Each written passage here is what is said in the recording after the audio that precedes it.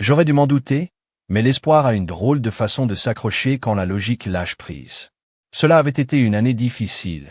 De longs silences pendant le dîner, des appels manqués, des hochements de tête distraits à la place de vraies conversations. Pourtant, je me suis dit que les choses pourraient changer, que peut-être, juste peut-être, Camille me regarderait comme avant, comme si je comptais toujours. C'est pourquoi je me suis garé devant la maison de sa sœur avec une respiration régulière, serrant 3 petites choses qui me semblaient énormes.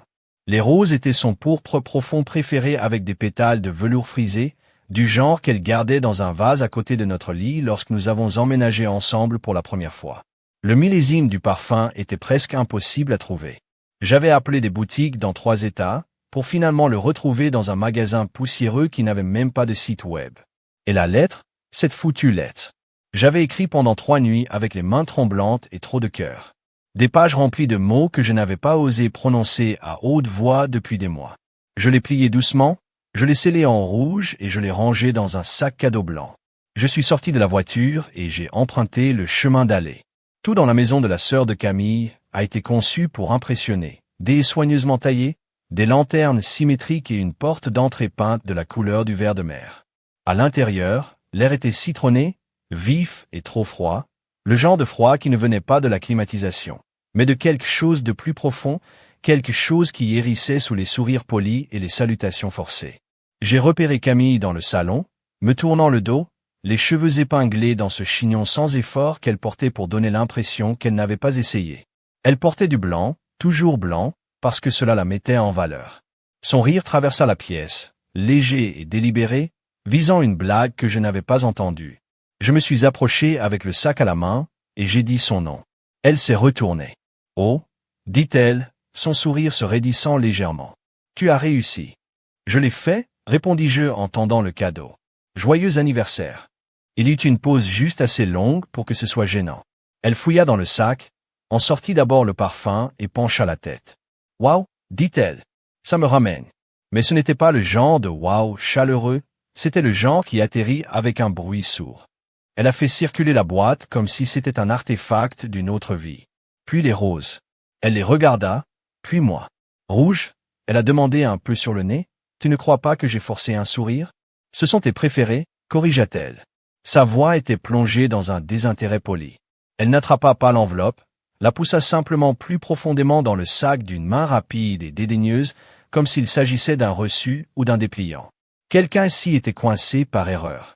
Mon cœur se serra entre 2 battements, mais je gardai le sourire. Le brunch avait déjà commencé. Des assiettes 2 pochées et de toast à l'avocat astucieusement disposés sur des comptoirs en marbre, des flûtes à champagne scintillaient au soleil. Tout le monde était habillé comme un magazine. Pastel de lin, richesse sans effort. Sa sœur m'a fait un signe de tête. Ce n'était pas vraiment le bienvenu. Son amie Margot lui fit signe puis se pencha vers Camille et lui murmura quelque chose qui les fit rire toutes les deux. Je restais là, tenant un mimosa. Quelqu'un est parti sans surveillance, prétendant que c'était le mien. Personne ne m'en a proposé. Camille est revenue dans son cercle comme si je ne venais pas de lui tendre un morceau de mon cœur. Elle ne m'a pas présenté, elle n'a même pas mentionné le cadeau. J'ai essayé de me lancer dans la conversation. Quelque chose à propos d'un moment amusant au travail, un client me prenant pour quelqu'un de célèbre, inoffensif et rapide. Mais avant que je termine la phrase, son cousin 3 est intervenu avec une histoire sur ses victoires en crypto et tout à coup, j'étais à nouveau invisible. Camille ne l'a pas arrêté, ne l'a pas redirigé, n'a pas dit un mot, a juste siroté son verre et a souri. Cela m'a frappé par vagues lentes et douloureuses. La façon dont ses yeux glissaient sur moi, la façon dont personne ne me posait de questions ni ne me faisait de place dans le cercle, la façon dont tout ce que j'avais apporté, les cadeaux, la lettre moi-même, avait été traité comme un bruit de fond pour le spectacle qu'ils mettaient tous en scène. Mais je suis resté. J'ai survécu au brunch, aux conversations auxquelles je ne participais pas, à la musique douce et au rire plus aigu. Je suis resté parce qu'un espoir insensé et vacillant en moi croyait que cela pourrait encore changer, qu'elle pourrait ouvrir l'enveloppe, que quelque chose pourrait s'adoucir. Ce n'est pas le cas. À la fin du repas, je tenais toujours ce mimosa, la regardant toujours sourire à tout le monde sauf à moi. Et quand elle s'est penchée près de Margot en riant, la main sur le bras, j'ai vu la vérité claire et nette. Je ne faisais plus partie de son histoire, juste une note de bas de page qu'elle n'avait pas encore éditée et je souriais quand même parce que je n'avais pas encore vu ce qui m'attendait derrière le garage. Je pensais que c'était peut-être dans ma tête que je lisais trop de choses, que l'accueil froid n'était qu'un brunch nerveux, ou peut-être que ses amis ne savaient plus comment me parler. Mais ensuite sont venus les rires, pas seulement une fois, encore et encore, comme des vagues à marée haute, chacune m'éloignant encore plus du rivage. Je me tenais près du bord du salon et regardais Camille faire la cour au milieu d'un cercle de femmes baignées de soleil. Margot avec ses lunettes de soleil surdimensionnées enfoncées dans ses cheveux blonds comme si elle était constamment en vacances. Léna, qui portait tout ce qui était de marque et ne pouvait pas garder un contact visuel si sa vie en dépendait. Et Camille, ma femme, ou du moins la version d'elle qui existait lorsqu'elle était avec eux, sans effort, éblouissante, intouchable. Il rit trop fort, trop fort. Pas avec moi, jamais avec moi, mais c'est quelque chose que l'un d'eux avait dit à propos des hommes qui pensent encore que les roses signifient quelque chose. Je n'avais pas besoin de deviner de quoi il parlait. Margot a attiré mon attention alors qu'elle levait son verre. Vous recevez toujours des lettres manuscrites. Waouh, rétro, dit-elle à Camille. Camille ne m'a pas défendu. Elle n'a même pas souri maladroitement, ni essayé de changer de sujet. Elle a juste incliné la tête et haussé les épaules comme si elle n'en voyait pas non plus l'utilité. Mon cœur se serra un peu, mais je me disais de respirer, de laisser tomber. J'étais là pour elle, pour nous. Je me suis accroché à ce mimosa comme si c'était la seule chose qui me maintenait ancré. Personne ne m'avait proposé à boire. Je viens de le trouver abandonné sur le comptoir et je l'ai réclamé. Camille ne l'avait pas remarqué. Elle était trop occupée à rire d'une histoire. Son cousin, 3, parlait de ses investissements en cryptographie et de la façon dont il avait presque perdu 5000 $ dans une pièce portant le nom d'un chien. J'ai essayé de partager une mise à jour de mon travail, dont je pensais qu'elle pourrait être fière. Nous avions décroché un nouveau client, Big One National Riche, le genre d'affaires dont je l'appelais sur le chemin du retour, lorsque nous célébrions encore les victoires de chacun. J'ai repris mon souffle, je suis entré dans le cercle et j'ai dit « Alors mon équipe vient de conclure un contrat avec 3. » Je l'ai interrompu avant que je puisse terminer. « Attendez, avez-vous entendu ce qu'Elon a dit à propos de Dogecoin ce matin ?» Camille se tourna instantanément vers lui, les yeux brillants, intéressés, sans même un regard dans ma direction. Je restais là à moitié souriant, le genre de sourire qu'on arbore quand on fait semblant de participer à une blague, mais on n'est même pas dans la pièce. Chaque seconde étirait mes mots, ratatinés, en l'air, indésirables. La table du brunch était longue et blanche, décorée de serviettes blush et d'assiettes dorées, le tout parfaitement instagrammable. Je m'assis au fond, près de la fenêtre, là où le soleil pouvait cacher la piqûre dans mes yeux. Le siège à côté de moi est resté vide. Lorsque le toast a commencé, la sœur de Camille s'est levée avec sa flûte. À Camille, elle dit, la femme qui fait tout, la beauté, l'intelligence et les affaires. La salle a éclaté d'applaudissements et d'acclamations. Camille se leva et s'inclina modestement. Quelqu'un a crié « discours » et elle a obéi, se levant avec son équilibre magnétique. « Merci à tous », dit-elle. Je me sens vraiment chanceux d'être entouré de femmes aussi puissantes et inspirantes. Vous m'avez élevé d'une manière que je n'oublierai jamais. J'ai levé mon verre. Elle n'a pas regardé dans ma direction. Pas une seule fois. Pas même un clin d'œil. Elle a parlé de sa boutique, des étapes qu'elle a franchies cette année, de l'amour-propre et de la résilience, de l'élimination de ce qui ne vous sert pas. La foule a claqué des doigts sur celui-là, tout un foutu cœur d'approbation. Et pendant un instant je me suis demandé si j'étais l'une des choses qu'elle parlait de supprimer. Peut-être que je l'avais déjà été. Après le discours, les gens se sont à nouveau rassemblés, remplissant leurs verres, complimentant Camille pour sa robe, prenant des photos contre le mur de ballon pastel. J'ai proposé d'aider à nettoyer, juste pour me sentir utile. Personne n'a protesté. Ils ne l'ont pas vraiment reconnu non plus. J'ai rassemblé les assiettes soigneusement empilées, une main stabilisant les couverts, l'autre équilibrant le poids. C'était quelque chose à faire, quelque chose de calme, quelque chose qui me donnait une excuse pour quitter la pièce pendant une minute et respirer dans un silence qui ne me faisait pas si mal. En passant devant Camille et son entourage, Margot m'a regardé et lui a chuchoté. Camille a souri mais n'a pas regardé dans ma direction. C'était une performance et je n'y jouais même plus aucun rôle. Dehors, l'air était plus frais.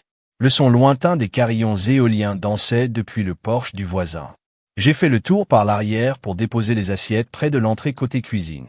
Je me suis dit que c'était bien qu'elle soit juste rattrapée par le moment, que la lettre signifierait quelque chose plus tard, que peut-être qu'elle la lirait ce soir et que quelque chose changerait. Je me suis dit beaucoup de choses, mais au fond je savais qu'elle ne riait pas avec moi. Elle ne l'était plus depuis longtemps.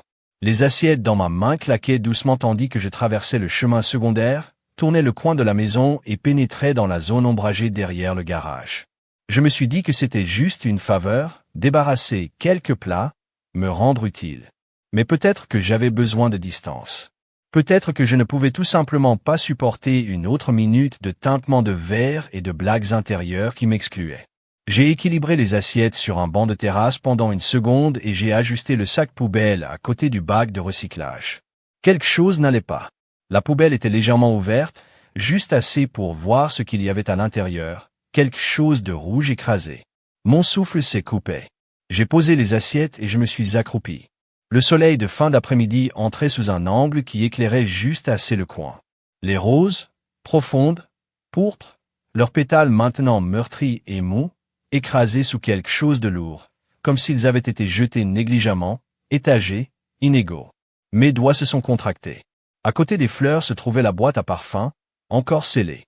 Le ruban crémeux que j'avais noué autour était taché de quelque chose, peut-être de la nourriture, peut-être de la terre.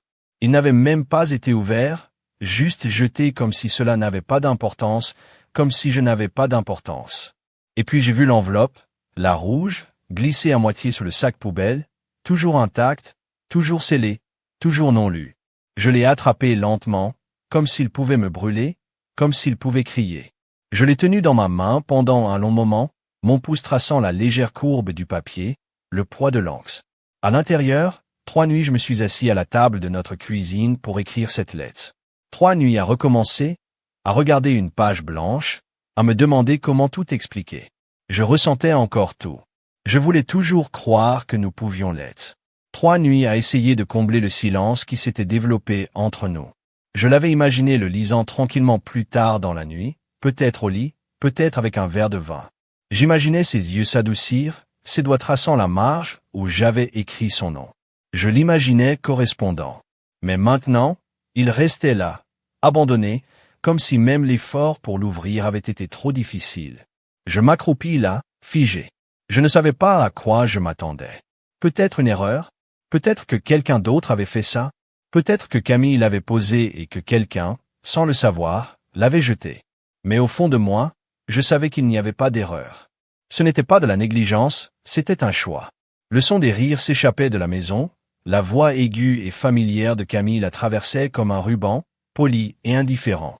J'ai regardé le sac poubelle comme s'il contenait quelque chose de sacré qui avait été souillé.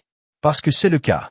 J'ai ramassé les objets lentement, la boîte aux lettres des roses et les ai placés dans le sac dans lequel je les avais initialement apportés. Les poignets tremblaient sous ma prise. Je me levai, le cœur battant, le souffle court, regardant la porte arrière.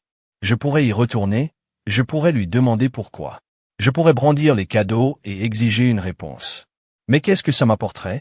Encore des rires, un roulement des yeux, une épaule froide masquée par la politesse. Non, j'ai été assez humilié pour un après-midi.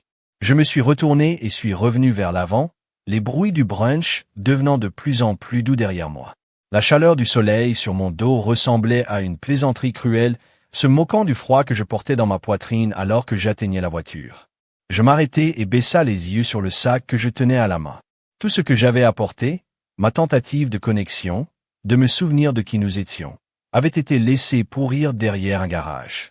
J'ai posé doucement le sac sur le siège passager et je me suis assis derrière le volant, les mains le saisissant pendant un moment avant de tourner la clé. Je n'ai pas claqué la porte, je n'ai pas quitté l'allée ni fait exploser la radio comme un adolescent blessé essayant de prouver quelque chose. Je viens de partir. Pas d'adieu, pas de scène, pas de retour en force pour la confronter. Le silence faisait plus mal que les cris. Le trajet vers la maison a-t-il jamais pu paraître plus long qu'il n'aurait dû? Chaque tournant était une question à laquelle je ne voulais pas répondre. Chaque feu rouge, une chance de réfléchir à ce que je viens de voir. J'ai jeté un coup d'œil au sac une fois.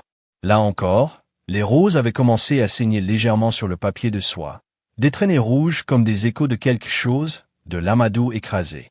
Quand je suis arrivé dans notre allée, je suis resté assis là pendant un moment, juste pour respirer, juste pour exister, essayant de me rappeler qui j'étais, en dehors d'elle, en dehors de cet espace froid que nous appelions mariage. À l'intérieur, j'ai posé doucement le sac sur le comptoir. J'ai enlevé les roses et les ai posées à plat, comme si elles méritaient de la dignité. Le coffret de parfum que j'ai posé à côté d'eux, non ouvert. Et puis la lettre. Je l'ai dépliée lentement. Les plis étaient doux, usés par mes mains. J'ai lu les premières lignes à voix haute. Je me souviens de la première fois que tu m'as laissé te tenir la main en public. Il pleuvait. Tu as dit que tu détestais la pluie, mais tu ne t'es pas éloigné. Ma voix s'est arrêtée. J'ai plié à nouveau la lettre, je l'ai aplatie et je l'ai remise dans l'enveloppe. Ils n'étaient plus les siens, ils étaient les miens. Et du coup, je n'avais plus envie de donner autre chose à quelqu'un qui ne pouvait même pas tenir le coup. Je n'ai pas dormi cette nuit-là, pas vraiment. Je suis allongé dans mon lit, regardant le plafond, le doux bourdonnement du ventilateur au-dessus de moi marquant les heures. Je n'ai pas compté. J'avais enlevé mes chaussures, mais je ne m'étais jamais soucié du reste, je m'étais juste étalé sur les draps. De la même manière, mes pensées s'étalaient dans l'obscurité, en désordre, enchevêtrées, difficiles à affronter. Et le pire, c'est que je n'étais même pas en colère. Je n'ai pas eu le cœur brisé de la manière cinématographique à laquelle je m'attendais.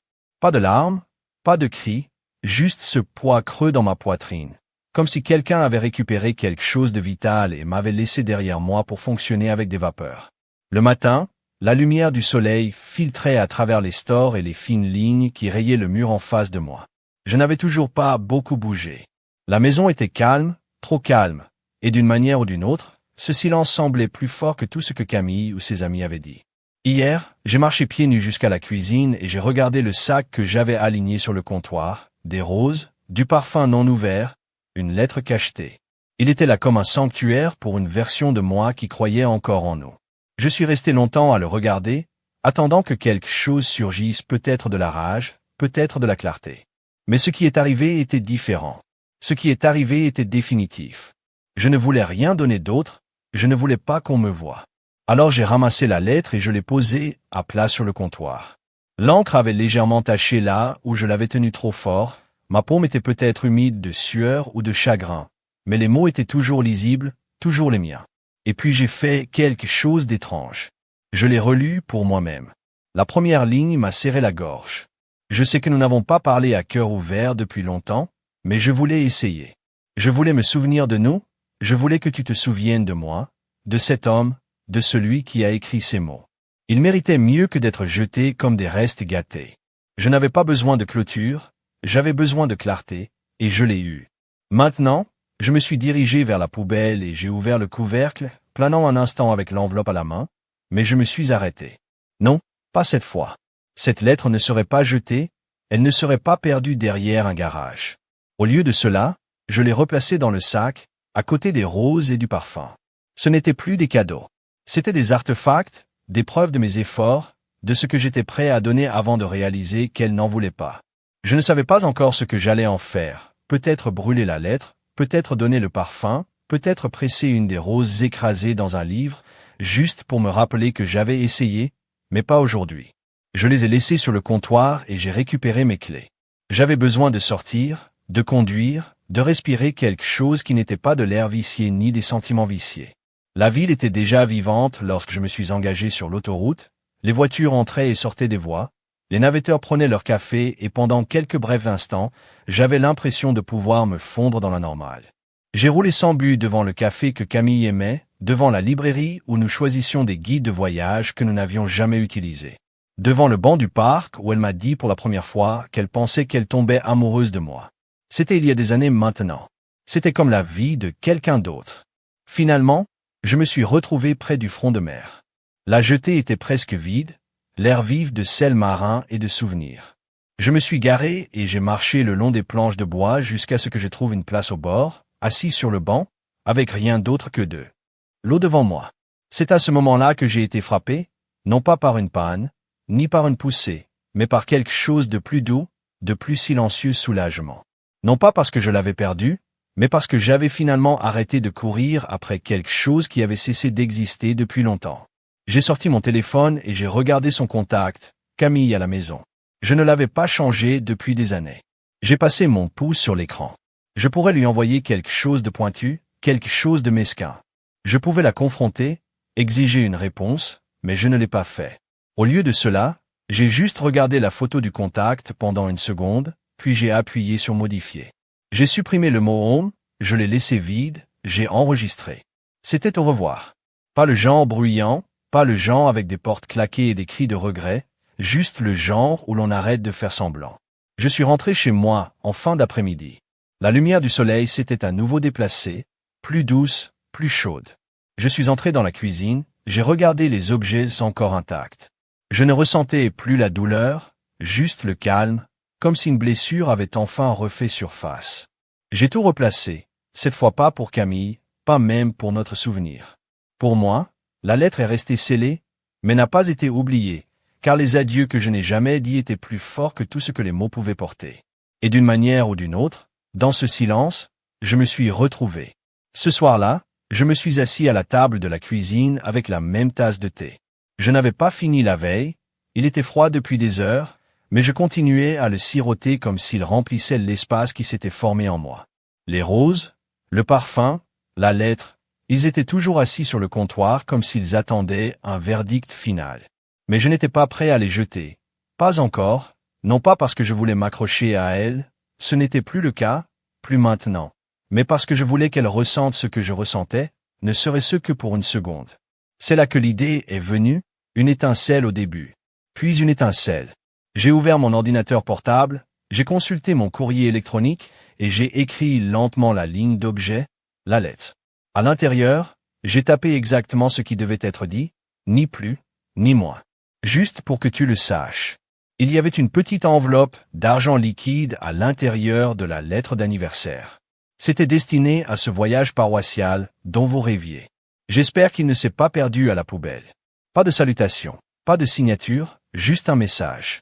Je suis resté assis là pendant un moment, survolant le bouton d'envoi. Mon pouls ne s'est pas accéléré, mes mains n'ont pas tremblé.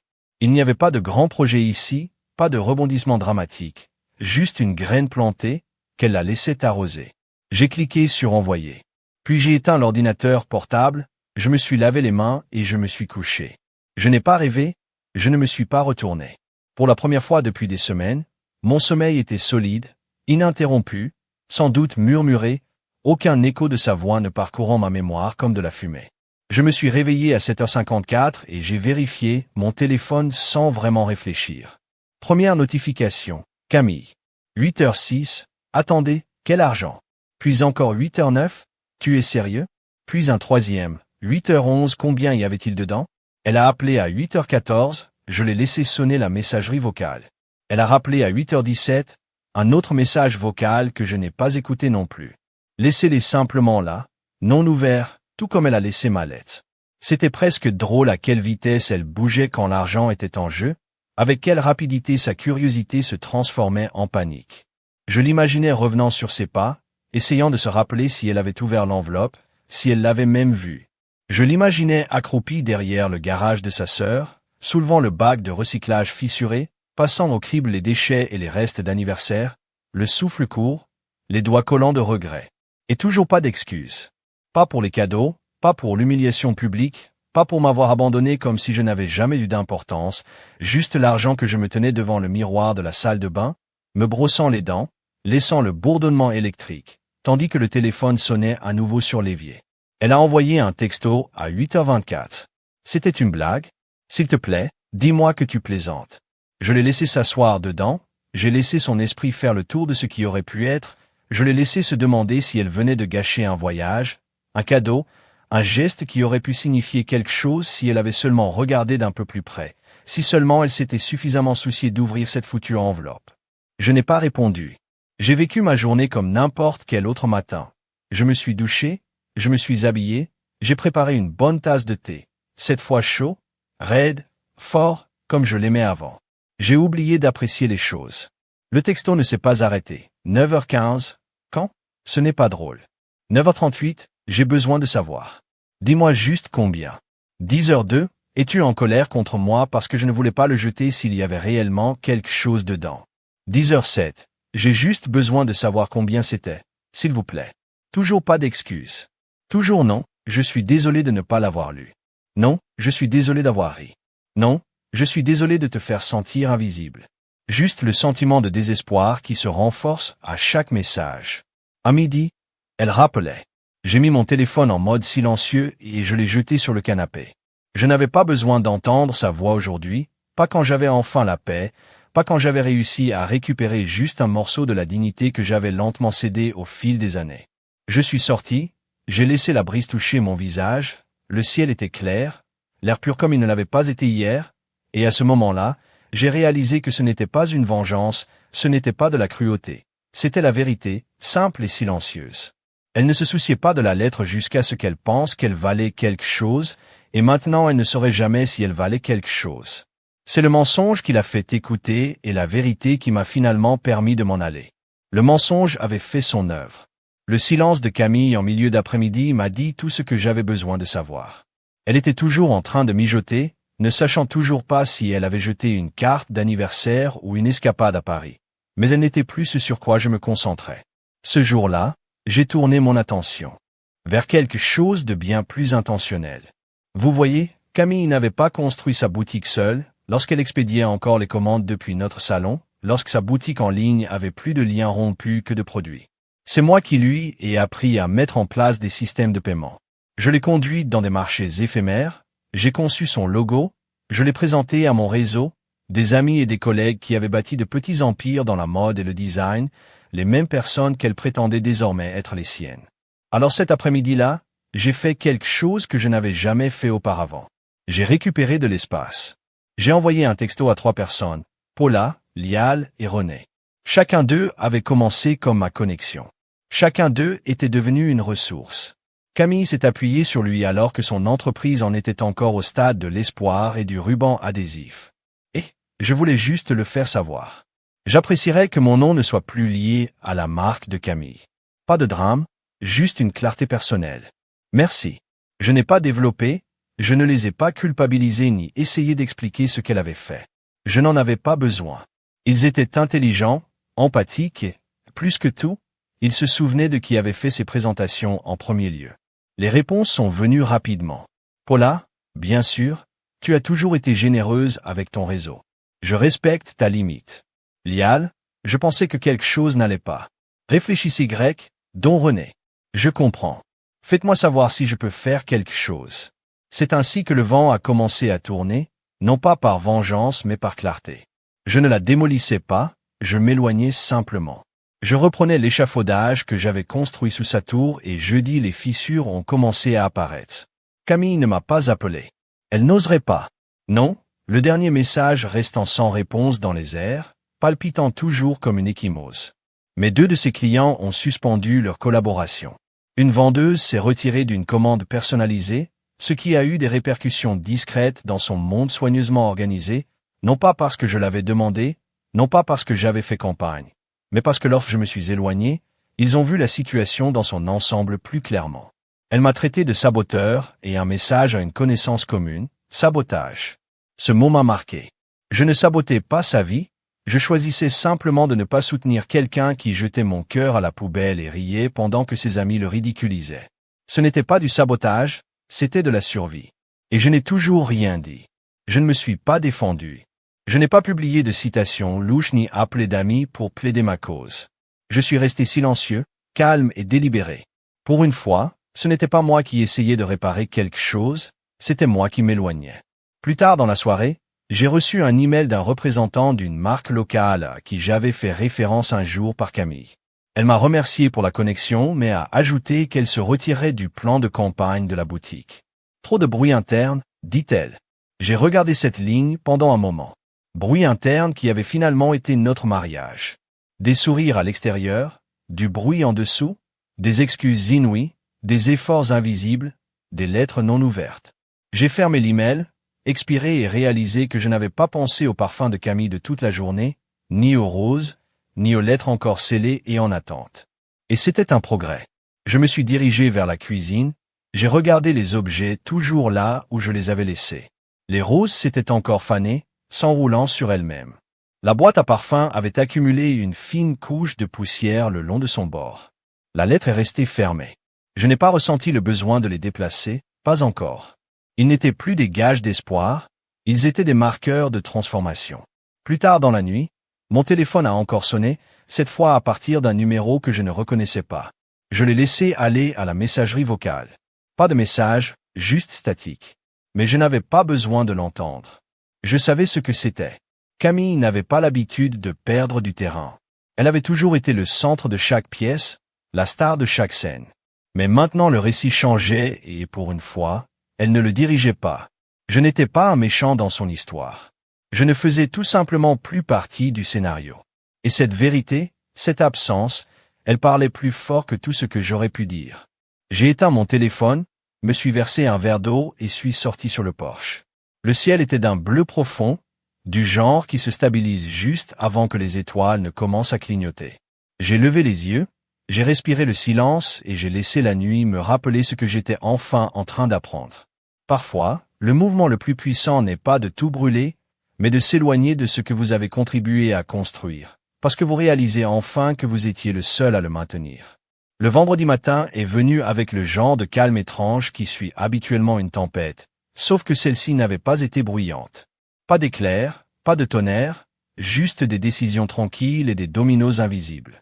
Et maintenant je les regardais tomber.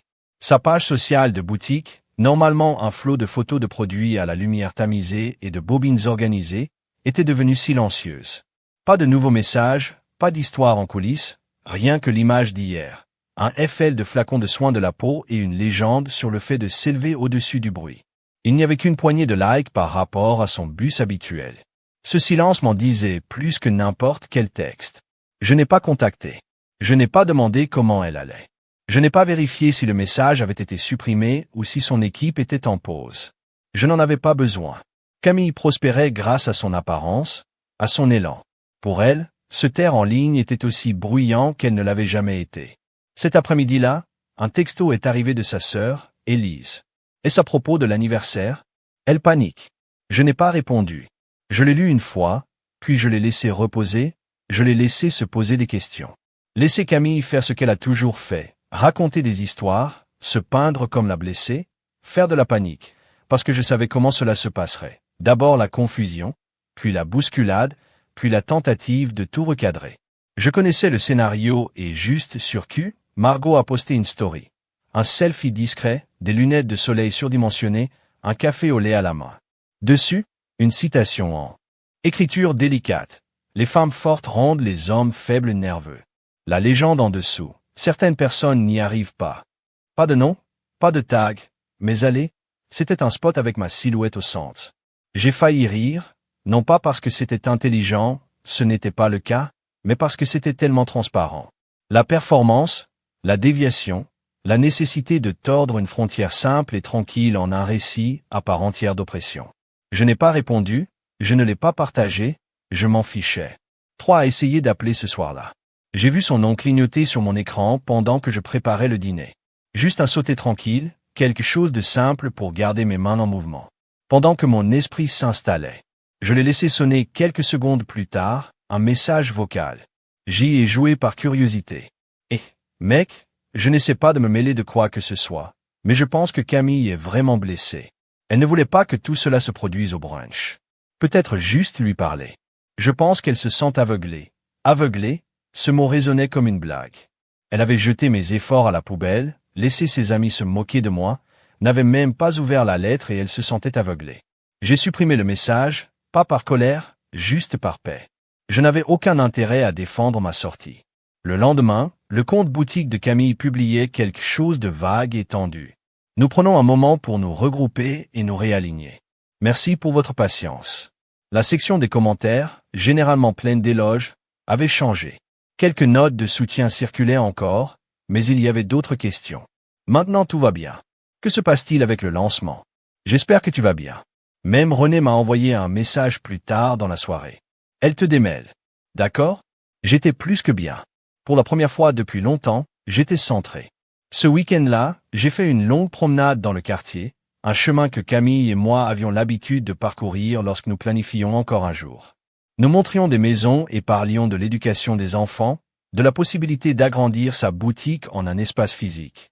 Elle me serrait la main et souriait comme si elle pouvait déjà le voir. Mais ses rêves étaient devenus quelque chose de fragile. Ce qui était autrefois une vision partagée s'était transformé en public pour elle et en siège dans un coin pour moi. Désormais, en passant devant ces mêmes maisons, je ne me sentais plus nostalgique. J'ai ressenti de la distance, et la distance peut guérir. Je n'avais plus sa voix en tête, ni les critiques acerbes, ni le silence désintéressé, ni même le ton affectueux qu'elle utilisait en public, mais rarement à la maison. Tout ce que j'avais, c'était le calme, celui dont j'avais peur, celui que j'accueillais désormais favorablement. J'ai vérifié son site de boutique ce soir-là, pas pour se réjouir, juste par curiosité. Plusieurs éléments avaient été marqués temporairement indisponibles, quelques témoignages avaient été supprimés, l'un des liens de partenaires a conduit à une erreur 404. Ça ne s'écrase pas, mais ça hésitait. Et rien de tout cela n'est venu avec ce que j'avais attendu des années à entendre, une vraie excuse. Pas un message performatif, pas un tour, juste une simple reconnaissance que je l'avais aimée, essayé pour elle, se battait pour elle, et elle ne l'avait pas vue jusqu'à ce qu'elle soit partie. Mais c'était la chose à propos des excuses. Il devait venir de la personne qui vous a blessé, et Camille avait toujours été allergique à la responsabilité, donc je ne l'attendais plus.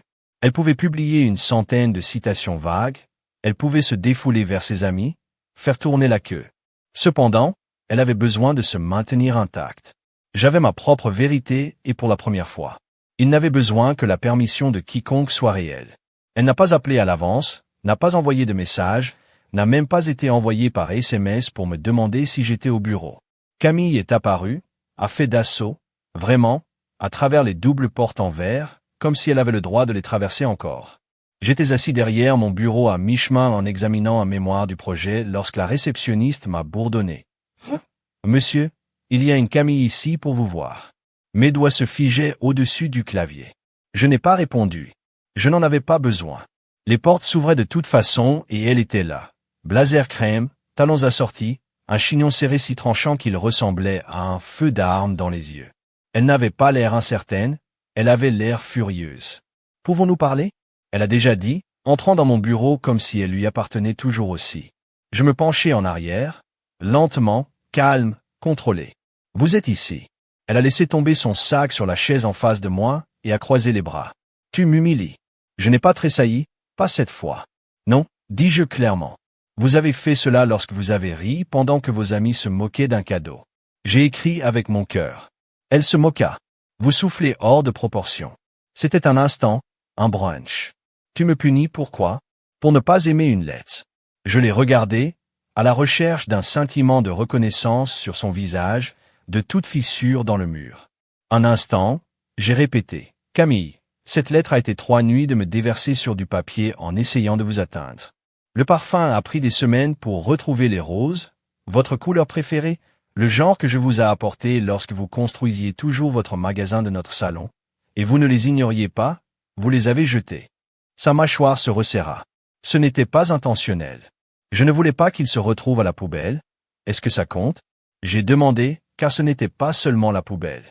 C'était à quel point il était facile pour vous de laisser les gens se moquer de moi. À quelle vitesse tu m'as regardé comme si j'étais invisible. Ce n'était pas un instant, c'était à chaque instant. Sa voix s'adoucit, mais pas des excuses. En stratégie, vous auriez pu juste dire quelque chose. Tu aurais pu me retirer et me parler. J'ai donné un rire sec. Et quand, exactement entre les one-liners de Margot ou le sermon crypto de Troyes, vous ne m'avez même pas présenté. Camille, j'étais ton mari, debout dans le salon de ta sœur comme un étranger. Elle s'assit, respirant finalement fort par le nez, essayant de reprendre le contrôle. Nous avons construit cette vie ensemble. Elle a dit, vous ne pouvez pas simplement le démolir parce que vous vous sentiez méprisé. J'ai hoché la tête lentement. Vous avez raison, nous l'avons construit. Mais vous l'avez jeté derrière le silence du garage. Et à ce moment-là, pour la première fois, quelque chose qu'elle aurait pu laisser tomber la dignité. Au revoir, Camille. J'ai dit, pas cru, juste fermement, comme fermer un livre. Elle se tourna pour partir mais s'arrêta à la porte. Vous regretterez cela, dit-elle tranquillement. Je n'ai même pas cligné des yeux. J'ai déjà regretté de rester aussi longtemps et avec ça, elle est sortie. Pas de porte de claquement. Pas de mots de séparation, juste l'écho des talons à travers les carreaux et une immobilité qui est restée longtemps après son départ.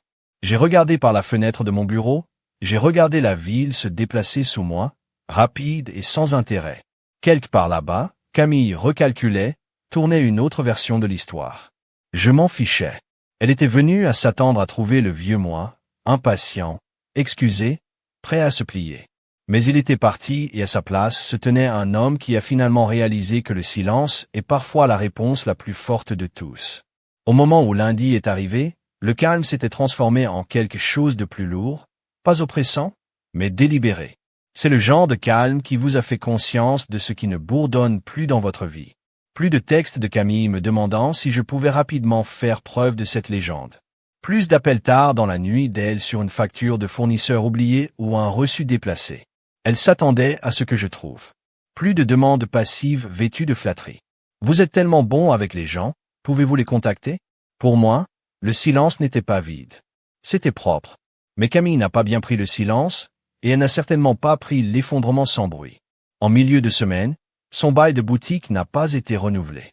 Les chuchotements ont commencé rapidement, d'abord dans les cercles de conception, puis parmi les vendeurs et enfin avec les clients. Elle a une fois affiché sur ses histoires. Aucune déclaration officielle, bien sûr, en transition des opérations, explorant de nouvelles opportunités, prenant le temps de réaligner la vision, le brillant habituel des relations publiques. Sur une fissure croissante, sa sœur Élise a de nouveau envoyé un texto. Cela se fait mal. Vous êtes sûr que ce n'est pas personnel? Je n'ai pas répondu parce que ce n'était pas personnel, pas dans la façon dont Camille voulait l'encadrer. Ce n'était pas une vengeance, c'était une frontière, et les limites ressemblent à une trahison pour les gens qui vous sont habitués à vous pencher. Camille a commencé à me blâmer. Je savais, non pas parce qu'elle me l'a dit, mais parce que j'étais toujours lié aux personnes qu'elle sous-estimait, les gens qu'elle pensait garder ses secrets. Dans un groupe avec certaines de nos anciennes mutuelles, elle a dit que j'étais vindicative, que j'avais armé mes connexions, que je ne pouvais pas gérer son succès. Succès? Ce mot a atterri comme une lame en plastique, assez net pour blesser mais fragile une fois inspecté. Quel succès a-t-elle été? Défendre la boutique que j'ai aidé à me stabiliser au cours de ces 2 premiers quartiers d'échecs. Les contrats du fournisseur, j'ai examiné la stratégie marketing. L'une a écrit lorsque son pitch d'origine a été ri de la pièce. Mais je n'ai pas discuté, même lorsque son cousin 3 a posté cette légende sous l'un de ses selfies de gym. Certains hommes sont tellement menacés par une femme forte, ils essaient de la démanteler de l'ombre. Pas de contexte, pas de nom, mais nous savions tous les deux à qui il était visé. Trying to win anymore, because the truth was he didn't tell us. He just stopped trying to be part of a circle that had always kept me on the outside. Smiling in group photo, nodding in polite approval, clanking glass around joke. He was never in on. Now he was free of it. And yes, it hurt. There's no getting around that. Watching someone you once loved unravel publicly, knowing DLL never tells the truth about what broke them, knowing DLL frame you as a villain, because admitting taire les propres fissures nécessiterait de l'autoréflexion. Je ne voulais pas qu'elle échoue. Je ne voulais tout simplement pas continuer à tenir la corde pendant qu'elle montait sur moi. Cette semaine-là, je me suis retrouvé à entrer dans mon café préféré quand je n'avais pas visité depuis des mois. Le barista, Liana, sourit quand elle m'a vu. Et, étranger, a-t-elle dit, atteignant déjà le lait d'amande que je demandais sans réfléchir. Et, dis-je, glissant dans le rythme comme je ne suis jamais parti. Toujours travailler des heures folles, a-t-elle demandé, en tapant dans mon ordre. Je me faisais une pause, plus de la tasse chaude. Je l'ai emmené dehors, je me suis assis à l'une des tables de pourriture de faire face à la rue. Le soleil était doux, pas agressif. Les gens sont passés sans me regarder et pour une fois j'aime ça. Il fut un temps où j'ai envie d'être vu, surtout par Camille. Maintenant, j'apprenais la paix d'être invisible, non bautré, ininterrompu. Plus tard dans la soirée, j'ai reçu un message de René. J'ai entendu ce qu'elle a dit. Pour ce que ça vaut. Je connais la vérité. Beaucoup d'entre nous le font. Je l'ai lu 2 fois, non pas parce que j'avais besoin de la validation, mais parce qu'il était agréable de savoir que le silence ne signifie pas la reddition, que s'éloigner ne signifie pas la faiblesse. Cette vérité, quand elle se trouve immobile et stable, se révèle finalement. Je l'ai remercié, je l'ai gardé court. Je n'avais aucune envie de rallier personne à mes côtés. Ce n'était pas une guerre. Il n'y avait plus de côté, juste une distance, juste la guérison. Et Camille, elle pouvait continuer à faire tourner son récit, elle pouvait publier plus de citations, elle pouvait crier à son cercle organisé et réécrire le passé jusqu'à ce qu'elle le croise. Mais je n'avais aucun intérêt à participer à la pièce, j'avais quitté la scène. Ce faisant, je suis finalement devenu celui qui écrivait le script. Les semaines passaient, le bruit s'estompa, comme il le fait toujours, remplacé par le rythme des matins calmes et le bourdonnement d'une nouvelle routine. J'ai emménagé dans un nouvel appartement de l'autre côté de la ville. Rien d'extravagant, juste des lignes propres, des fenêtres ouvertes, un balcon qui regardait les lumières de la ville. C'était le genre d'endroit où vous pouviez respirer, aucun péché de vieux arguments cuits dans les murs, aucun rappel des lettres laissées non lues ou des cadeaux jetés à la poubelle. Pour la première fois depuis des années, j'ai recommencé à cuisiner. De vrais repas, pas seulement à emporter manger sur l'évier ou les restes froids choisis lors d'un combat. Je passerai la soirée à couper des légumes, avec de la musique jouant en bas en arrière-plan, généralement du jazz ou une playlist instrumentale qui ne m'a rappelé personne. J'ai ri à nouveau, parfois tranquillement pour moi, parfois assez fort pour me. Les vues sans la fumée et les miroirs. Pas la marque soigneusement conçue, pas l'influenceur, pas le propriétaire de la boutique ou la mondaine du brunch, juste Camille, coincée, vulnérable et toujours pas disposée à dire la seule chose qui comptait. Je me suis penché en avant. Tu n'es pas ici parce que je vous manque. Vous êtes ici parce que votre entreprise saigne et que les gens commencent à voir à travers le brillant et que vous ne savez pas comment gérer un monde où je ne tiens plus l'échafaudage. Ce n'est pas juste, dit-elle brusquement. Mais c'est vrai, j'ai répondu. Elle cligna des yeux forts, comme elle a toujours fait quand elle voulait pleurer, mais a refusé de laisser les larmes couler. Je ne lui ai pas offert de mouchoir. Je ne fais pas ça pour te punir, dis-je. Je n'ai pas demandé à vos amis d'arrêter de publier des citations sur les femmes autonomes. Je n'ai rien divulgué, je n'ai pas riposté. J'ai juste arrêté de tenir la porte ouverte. Et le mensonge? A-t-elle demandé soudainement? L'argent. Y avait-il vraiment de l'argent dans cette lettre? J'ai légèrement incliné ma tête, rencontrant son regard avec rien d'autre que calme. Je suppose que vous ne le saurez jamais. Sa bouche se sépara d'incrédulité. Tu m'as trompé. Non, dis-je. Je vous ai donné ce que vous m'avez donné. L'incertitude, le doute, une enveloppe scellée que vous ne vous souciez pas assez d'ouvrir. Elle se leva à nouveau, ajustant son blazer. Je me précipitais comme si elle cherchait la sortie. Mais aussi quelque chose qu'elle aurait pu laisser tomber la dignité. Au revoir, Camille.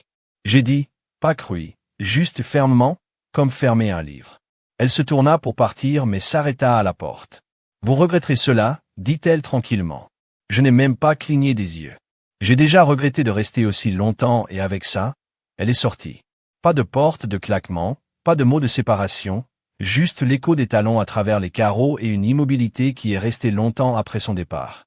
J'ai regardé par la fenêtre de mon bureau, j'ai regardé la ville se déplacer sous moi, rapide et sans intérêt. Quelque part là-bas, Camille recalculait, tournait une autre version de l'histoire. Je m'en fichais. Elle était venue à s'attendre à trouver le vieux moi, impatient, excusé, prêt à se plier. Mais il était parti et à sa place se tenait un homme qui a finalement réalisé que le silence est parfois la réponse la plus forte de tous. Elle n'a pas appelé à l'avance, n'a pas envoyé de message, n'a même pas été envoyée par SMS pour me demander si j'étais au bureau. Camille est apparue, a fait d'assaut, vraiment, à travers les doubles portes en verre, comme si elle avait le droit de les traverser encore. J'étais assis derrière mon bureau à mi-chemin en examinant un mémoire du projet lorsque la réceptionniste m'a bourdonné. « Monsieur, il y a une Camille ici pour vous voir. » Mes doigts se figeaient au-dessus du clavier. Je n'ai pas répondu. Je n'en avais pas besoin. Les portes s'ouvraient de toute façon et elle était là, blazer crème, talons assortis, un pain serré. Si tranchant elle ressemblait à un feu d'armes dans les yeux. Elle n'avait pas l'air incertaine, elle avait l'air furieuse. « Pouvons-nous parler ?» a-t-elle dit, entrant déjà dans mon bureau comme si elle lui appartenait toujours aussi. Je me penchai lentement en arrière. « Calme, contrôlé, vous êtes ici. » Elle a laissé tomber son sac sur la chaise en face de moi et a croisé les bras. « Tu m'humilies. » Je n'ai pas tressailli, pas cette fois. « Non, dis-je clairement. Vous avez fait cela lorsque vous avez ri pendant que vos amis se moquaient d'un cadeau. » J'ai écrit avec mon cœur. Elle se moqua. « Vous soufflez hors de proportion. » C'était un instant, un brunch. « Tu me punis pourquoi? » Pour ne pas aimer une lettre. Je l'ai regardée, à la recherche d'un sentiment de reconnaissance sur son visage, de toute fissure dans le mur. Un instant, j'ai répété, « Camille, cette lettre a eu 3 nuits de me déversement sur du papier essayant de vous atteindre. Le parfum a pris des semaines pour retrouver les roses, votre couleur préférée, Le genre que je vous apportais lorsque vous construisiez encore votre magasin de notre salon. Et vous ne les avez pas simplement ignorés, vous les avez jetés. Sa mâchoire se resserra. Ce n'était pas intentionnel. Je ne voulais pas qu'il se retrouve à la poubelle. Est-ce important? J'ai demandé parce que ce n'était pas seulement la poubelle. C'était à quel point il était facile pour vous de laisser les gens se moquer de moi. À quelle vitesse tu m'as regardé comme si j'étais invisible. Ce n'était pas un instant, c'était à chaque instant. Sa voix s'adoucit, mais pas des excuses. En stratégie, vous auriez pu juste dire quelque chose. Tu aurais pu me retirer et me parler. J'ai donné un petit rire sec et quand, exactement entre les one-liners de Margot ou le sermon de cryptographie de Troyes, vous ne m'avez même pas présenté. Camille, j'étais ton mari, debout dans le salon de ta sœur comme un étranger.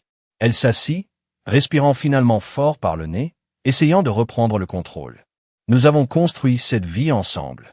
Elle a dit, vous ne pouvez pas simplement le démolir parce que vous vous sentiez méprisé. J'ai hoché la tête lentement. Vous avez raison, nous l'avons construit. Mais vous l'avez jeté derrière le garage. Silence. Et à ce moment-là, pour la première fois, je l'ai vu sans la fumée et les miroirs. Pas la marque soigneusement conçue, pas l'influenceur, pas le propriétaire de la boutique ou la mondaine du brunch, juste Camille. Coincée, vulnérable et toujours pas disposée à dire la seule chose qui comptait. Je me suis penché en avant. Tu n'es pas ici parce que je vous manque. Vous êtes ici parce que votre entreprise saigne et que les gens commencent à voir à travers le brillant et que vous ne savez pas comment gérer un monde où je ne tiens plus l'échafaudage. Ce n'est pas juste, dit-elle brusquement. Mais c'est vrai. J'ai répondu. Elle cligna des yeux forts, comme elle a toujours fait quand elle voulait pleurer, mais a refusé de laisser les larmes couler. Je ne lui ai pas offert de mouchoir. Je ne fais pas ça pour te punir, dis-je. Je n'ai pas demandé à vos amis d'arrêter de publier des citations sur les femmes autonomes. Je n'ai rien divulgué, je n'ai pas riposté. J'ai juste arrêté de tenir la porte ouverte. Et le mensonge? A-t-elle demandé soudainement, l'argent. Y avait-il vraiment de l'argent dans cette lettre? J'ai légèrement incliné ma tête, rencontrant son regard avec rien d'autre que calme. Je suppose que vous ne le saurez jamais. Sa bouche se sépara d'incrédulité. Tu m'as trompé. Non, dis-je. Je vous ai donné ce que vous m'avez donné. L'incertitude, le doute, une enveloppe scellée que vous ne vous souciez pas assez d'ouvrir. Elle se leva à nouveau, ajustant ses yeux de blazer, se précipitant comme si elle cherchait la sortie, mais aussi surprendre. Je ne savais pas depuis combien de temps c'était depuis que je me sentais comme cette lumière déchargée, comme si je n'étais pas constamment sur la pointe des pieds sur les humeurs ou les attentes de quelqu'un d'autre. Une nuit, je suis sorti sur le balcon avec une tasse de thé à la main. La ville était vivante en dessous de moi. Les voitures qui passent, les fenêtres brillaient. Il y avait quelque chose de réconfortant dans l'anonymat de tout cela. Personne ne connaissait mon nom, personne ne s'attendait à rien de moi, et pourtant je m'appartenais plus maintenant que je ne l'avais jamais fait, dans une pièce pleine de gens qui souriaient en me séparant à chaque coup d'œil latéralement. C'est à ce moment que mon téléphone déchaîne. Je ne me suis pas précipité pour le vérifier. Je l'ai laissé bourdonner 2 fois avant de l'atteindre. Camille, j'ai vu votre nouvel endroit être beau. Si jamais vous voulez parler, je suis ici. Pas d'excuses, pas même un clin d'œil à ce qui s'était passé. Aucune reconnaissance du parti. Le rire, l'enveloppe scellée jetée avec des coquilles d'œufs et utiliser des serviettes. Juste un message, ouvert, désinvolte, comme si nous étions toujours en orbite, mais nous ne l'étions pas. Elle ne tenait pas la main parce que je me manquais. Elle testait la porte. Elle voulait savoir si elle était encore débloquée. Elle voulait voir s'il restait une partie de moi qui répondrait, qui aurait suffisamment envie de son attention pour ramper vers lui. J'ai regardé l'écran, mon pouce planant sur le clavier. J'aurais pu dire quelque chose, n'importe quoi. J'aurais pu dire, vous ne pouvez pas faire ça. J'aurais pu dire, vous auriez dû lire la lettre. J'aurais pu dire, il est trop tard, mais je n'en ai rien dit parce que rien de tout cela n'avait d'importance maintenant. Au lieu de cela, je pose le téléphone face vers le bas sur la table et je suis retourné à l'intérieur. J'ai versé une autre tasse de thé, cette fois avec du miel, je me suis assis sur le canapé, les jambes cachées sous moi et je respire. Le silence dans mon appartement n'était plus seul. C'était sacré. Il a été gagné. Le lendemain matin, je me suis réveillé avec la lumière du soleil coupant des lignes épurées sur le sol de ma chambre. J'ai ouvert la fenêtre et laissé entrer la brise. Il n'y avait pas de messagerie vocale de Camille, pas de texte de suivi. Peut-être qu'elle a reçu le message, peut-être qu'elle ne l'a pas fait. Cela n'avait pas d'importance. Je n'attendais plus. Je ne jouais pas. Je ne m'excuse pas d'avoir besoin du genre d'amour qui ne voit pas avec des rires à mes dépens. Ce soir-là, je me suis retrouvé sur le balcon. Les lumières clignotent sur l'horizon comme un code. Seulement je pouvais lire. Et peut-être qu'il l'était. Peut-être qu'il disait « Vous l'avez fait, vous lâchez prise ». Tout le monde n'arrive pas à cette partie. Certaines personnes vivent toute leur vie piégées dans un cycle d'essayer d'être suffisant pour quelqu'un qui a déjà décidé qu'il ne le serait jamais. Mais pas moi, plus maintenant. Je n'étais pas l'homme qui a écrit la lettre suppliant d'être vu. Je n'étais pas l'homme qui sert un mimosa tandis que des étrangers riaient. Je n'étais pas l'homme qui rassemblait des roses écrasées derrière un garage, espérant une fin différente. J'étais ici maintenant, entier, calme, libre, et dans cette immobilité, avec la tasse réchauffant mes mains et la ville s'étirant sous mes pieds, j'ai réalisé quelque chose de simple et de vrai. Je ne me sentais plus comme une blague. Je ne me sentais pas comme l'homme qui a été laissé pour compte. Je me sentais comme l'homme qui a finalement marché.